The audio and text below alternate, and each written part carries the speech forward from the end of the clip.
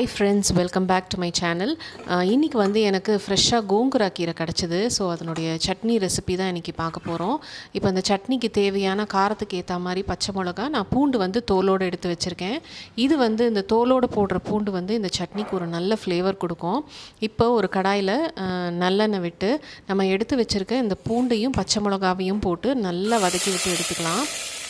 இந்த பச்சை மிளகா பார்த்திங்கன்னா நல்லா ரோஸ்ட் ஆகி கலர் மாதிரி வரணும், அதாவது நல்லா அந்த வெள்ளை கலர் வரணும். இந்த மாதிரி நீங்கள் பச்சை மிளகா வந்து சட்னிஸில் பண்ணிங்கன்னா நல்ல ஃப்ளேவர் கொடுக்கும் அந்த சட்னிக்கே. அது இங்கே நான் நல்லெண்ணெய் தான் யூஸ் பண்ணுறேன், அதாவது மரச்செக்கில் ஆட்டின நல்லெண்ணெய், கோல்ட் ப்ரெஸ்ட் ஆயில் சொல்லுவாங்கள்ல அது.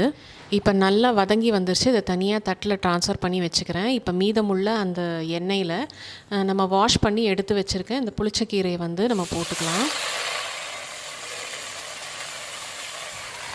இந்த புளிச்சக்கீரை பார்த்திங்கன்னா பொதுவாகவே கீரைங்க பார்த்திங்கன்னா பார்க்குறதுக்கு நிறைய இருக்கிற மாதிரி இருக்கும், ஆனால் அதில் உள்ள நீர் சத்தெல்லாம் சுண்டி வரும்போது கொஞ்சம் தான் வரும்.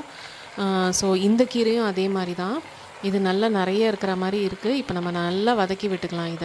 இதில் ரொம்ப முக்கியம், இது நம்ம கொஞ்ச நாள் ஸ்டோர் பண்ணணும் அப்படின்னா இதில் ரொம்ப முக்கியமானது அதில் உள்ள தண்ணி சத்தெல்லாம் போயிடணும். ஸோ அதுக்கேற்ற மாதிரி நல்லா வதக்கி விட்டுக்கணும்.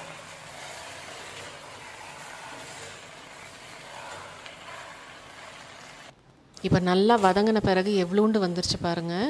இப்போ இதை வந்து ஆற விட்டு மிக்ஸி ஜாரில் நான் சேர்த்துக்கிறேன். அதுக்கு முன்னாடி நம்ம எடுத்து வச்சுருக்க, அதாவது வதக்கி வச்சுருக்க பூண்டு மிளகாயும் போட்டு ஒரு சுற்றிக்கிட்டு அதுக்கப்புறம் அந்த கீரையை போட்டு அதுக்கு தேவையான அளவு உப்பையும் போட்டு நல்லா பல்ஸ் மோடில், ரொம்ப சட்னி மாதிரி அரைச்சிடாதீங்க, கொஞ்சம் குறப்பாக இருந்தால் தான் அது வாயில் வந்து நம்ம தட்டு பண்ணி நல்லாயிருக்கும். இந்த மாதிரி கன்சிஸ்டன்சிக்கு நீங்கள் அரைச்சி வச்சுக்கோங்க. திரும்பியும் ஒரு கடாயில் நல்லெண்ணெய் விட்டு கடுகு, வெந்தயம், பெருங்காயம், அதுக்கப்புறம் காஞ்ச மிளகா இதை போட்டு தாளிச்சிட்டு நம்ம அரைச்சி வச்சுருக்க சட்னியும் சேர்த்து நல்லா வதக்கி விடுங்க. அதில் ரொம்ப முக்கியமானது நான் சொன்ன மாதிரி அதில் உள்ள நீர் சத்தெல்லாம் போய் எண்ணெய் நல்லா பிரிஞ்சு வரணும். இந்த மாதிரி நம்ம செஞ்சு ஸ்டோர் பண்ணோம் அப்படின்னா 1 வீக்குக்கு வெளியில் வச்சா நல்லாயிருக்கும். இதே நீங்கள் ஃப்ரிட்ஜில் நீங்கள் ஸ்டோர் பண்ணி யூஸ் பண்ணிங்கன்னா 1 மந்த்துக்கே நல்லாயிருக்கும்.